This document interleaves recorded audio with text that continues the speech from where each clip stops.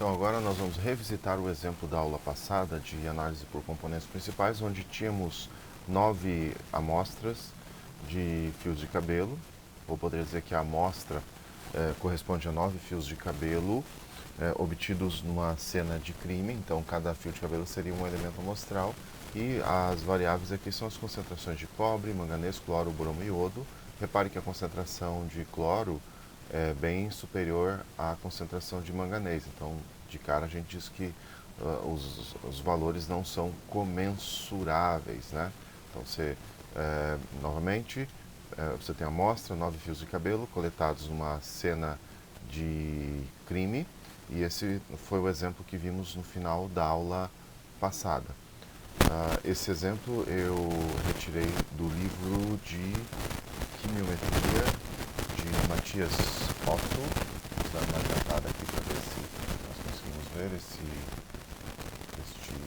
livro. Vou mostrar para vocês aqui a capa. Detalhe importante que antes de começar a análise você precisa instalar algumas bibliotecas aqui no R. Então eu deixo aí na descrição a relação das bibliotecas que vocês precisam instalar. E antes de começar o nosso trabalho, vamos setar aqui o Workspace. Então aqui onde tem Files, nesse quadradinho direito aqui, nós vamos clicar aqui na Reticências, vamos na pastinha onde os arquivos de dados estão, cada um coloca os arquivos na pasta que desejar, enfim, depende do seu computador. Depois vou ali na engrenagemzinha e vou em Set as Working Directory. Pronto. Setou o diretório de trabalho, né? E agora nós vamos começar a análise. Antes disso, eu vou mostrar para vocês aqui da onde eu tirei os dados de hoje. Então, do livro Chemometrics, Statistics and Computers Applications in Analytical Chemistry, Matias Otto. No caso foi da primeira edição, então a capa bem parecida com essa. Então nós vamos primeiramente executar esse comando read.csv, que vai abrir o arquivo de dados Otto, PCA Otto, e vai colocar nesse objeto X. Então aqui estão os nossos dados, né? Repare que a primeira coluna corresponde à numeração dos elementos amostrais, 1 a 9, e as demais colunas, as variáveis. Então nós vamos criar um objeto para, digamos assim, armazenar a numeração aí dos elementos amostrais. Esse objeto eu vou chamar de amostras. Deixa eu selecionar o objeto X aqui, executar apenas o objeto X. Você vê aqui no console, né, as colunas, né. Então vamos lá, criando o objeto amostras, que eu vou pegar ali os nomes das linhas de x e vou converter para fator, né? Convertendo para uma variável categórica, digamos assim. E por fim, ali na linha 39, onde você tem x, eu estou eliminando a primeira coluna de x. Eu vou executar essa linha 39 ali para eliminar a primeira coluna. E depois vocês vão ver que essa coluna de amostra, indicando o elemento amostral, vai embora, executando essa linha. Vamos lá provar isso, executando só o X agora, tá vendo? Ó, não tem mais aquela coluna de amostra. Vamos calcular aqui a matriz de covariância, S, com a função cov. O argumento da função, obviamente, é a matriz de dados. E a matriz de correlação, R, usando a função core. Então está aí a matriz de covariância, né? Os elementos da diagonal correspondem às variâncias. Repare que a variância ali do cobre, ou melhor, do cloro, é muito, muito superior à variância do manganês, né? Porque os valores ali de concentrações de cloro são muito superiores. Então, não são exatamente dados comensuráveis, né? As ordens de grandeza são muito diferentes. Então, numa análise por componentes principais, nesse caso, nós devemos trabalhar com a matriz de correlação. Vamos ver aqui a matriz de correlação, que eu estou primeiro mostrando para vocês, lembrando que são valores muito discrepantes, né? Lembrando que os elementos fora da diagonal da matriz de covariância são justamente as covariâncias.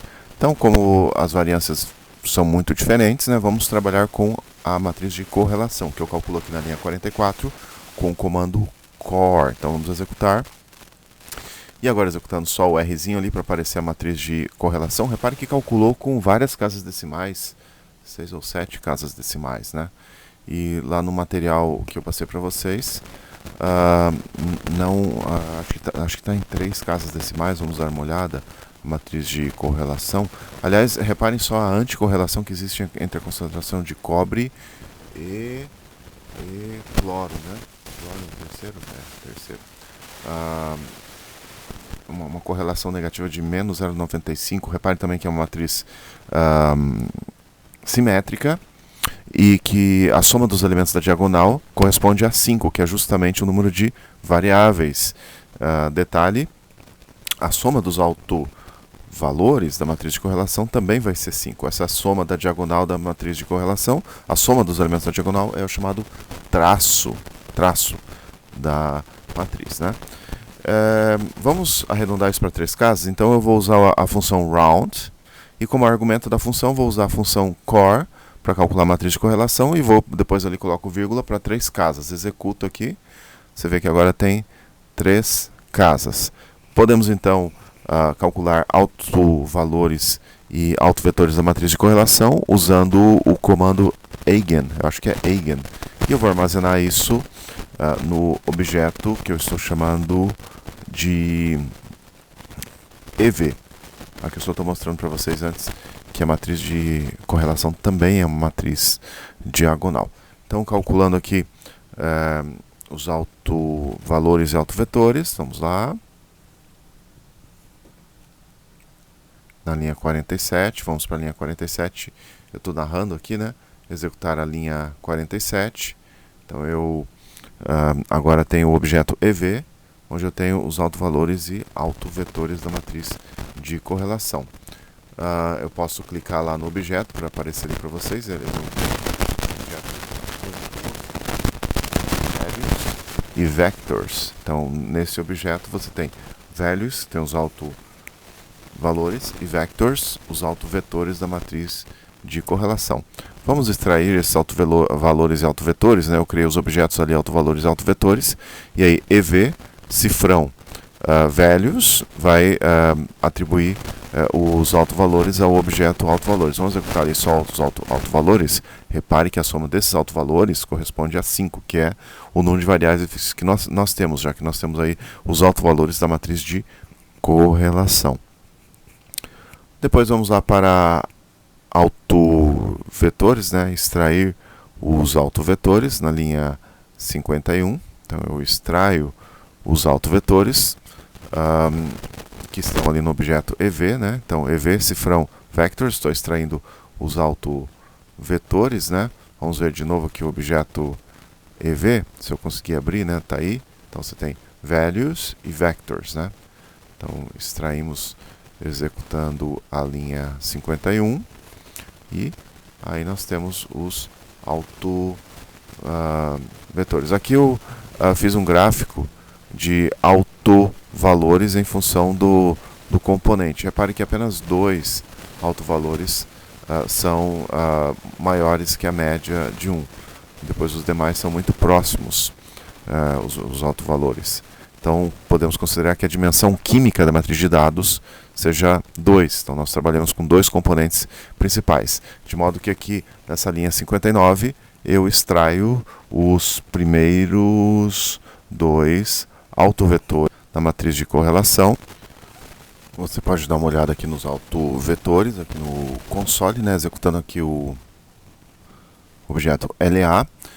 Lembrando que os elementos amostrais, a posição dos elementos amostrais no espaço dos componentes principais, você calcula com a combinação linear das variáveis originais, onde os pesos são justamente os autovetores da matriz de correlação, usando esse algoritmo simplificado, digamos assim. Obviamente os softwares usam outras coisas mais sofisticadas, outros algoritmos mais sofisticados.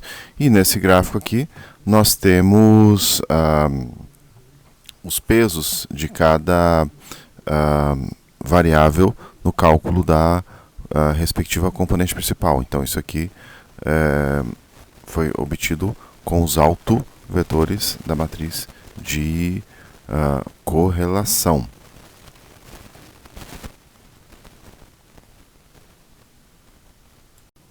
Então agora nós vamos fazer análise por componentes principais usando a função prcomp, que tem como argumento aí a matriz de dados x, ali center equal true, scale equal true, quer dizer que ele vai autoescalonar os dados, em outras palavras, a análise por componentes principais é feita com a matriz de correlação. Nós vamos colocar o resultado nesse objeto cabelo.pca, que você pode abrir aí, você vê que digamos que é um objeto composto, né, que traz aí as variâncias, rotação, autovetores, etc. Né? Vamos observar o sumário desse objeto para entender a contribuição de cada elemento amostral na variância, né?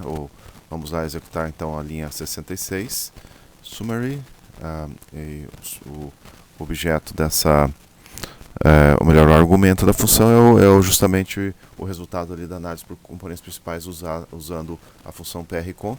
Executo aqui, nós vamos ver a porcentagem da variância representada por cada um dos elementos principais, onde a variância seria dada, ou o desvio padrão, aí, como ele está dando, pelo valor da matriz de correlação. Então repare que o primeiro elemento representa 67, ou melhor, o primeiro componente principal representa 67,05% da variância da matriz de dados, o segundo 23,65%, né, com os dois primeiros componentes principais, você explica 90,69% da variabilidade dos seus dados. Repare também que a soma ali do que ele está chamando de Standard Deviation corresponde a 5, que é justamente o traço da matriz de correlação. Vamos usar a biblioteca ggplot para graficar o que nós temos. Então, primeiramente, ali na linha 75, eu executo para verificar o peso de cada variável nos componentes principais. Então, os pontinhos aí são os elementos amostrais e os traços representam o peso de cada variável no respectivo componente principal. Agora nós verificamos que houve a formação de 3 grupos, mas seria interessante colocar os rótulos aí de cada elemento amostral para a gente ver a que grupo pertence especificamente cada elemento amostral. Então fazemos isso na próxima linha de comando. Então agora executamos novamente o ggplot, colocando ali o comando ellipse equal true, né, a opção, e labels vai ser aquele vetor de amostras, que coloca os elementos amostrais ali, né, enfim. O que nós temos aqui que poderia dizer, né? As variáveis cobre, manganês, iodo e cloro separam os objetos nos grupos 285 e 367, é o que você pode ver no gráfico, enquanto a variável bromo separa o grupo à esquerda 285 do resto dos demais objetos, né? Então você vê a força de cada variável aí, na separação desses elementos amostrais em grupos. Não necessariamente que você vai ter separação em grupos, né, ao fazer PCA, depende da amostra que você tem, né? Cada caso é um caso. Bom, próxima aula continuamos então. Até a próxima.